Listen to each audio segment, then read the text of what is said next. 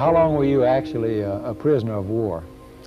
42 months, 3.5 years. We were prisoners of war in the Japanese prison camps. And you survived the infamous Bataan Death March? I was on part of the Death March. Chaplain Oliver, I was our senior chaplain, and when the war ended on Bataan and we surrendered, there was a huge hospital, hospital number 1, I believe it was, close to Old Cabin. And there were many patients there who were not able to make the Death March, and they remained in the hospital. And Chaplain Oliver asked me to drop off the Death March and to join Chaplain Dawson and the Catholic chaplain by the name of Talbot. And we three served in that hospital during the days the Japanese were bombing and invading Corregidor.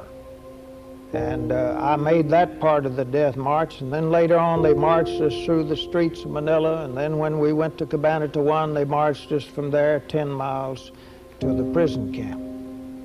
So that was my participation in the Death March. Mm-hmm. And then I believe you were also taken to Japan on the what came eventually to be described as the hell ships. Yes, we were alerted from Cabanatuan along in October of 1944, and about 1,816 of us, mostly officers, we had some enlisted men and a few civilians, were taken into Bilibid prison camp in the old Bilibid in Manila.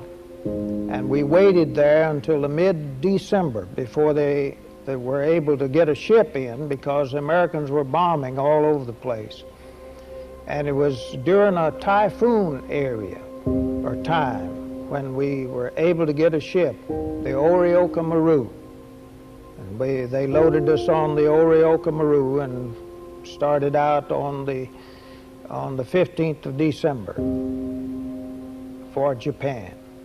Mm-hmm. I've heard from primarily prisoners of war who survived the Vietnam experience that there seemed to be one of two things that really motivated or enabled people to survive the prisoner experience.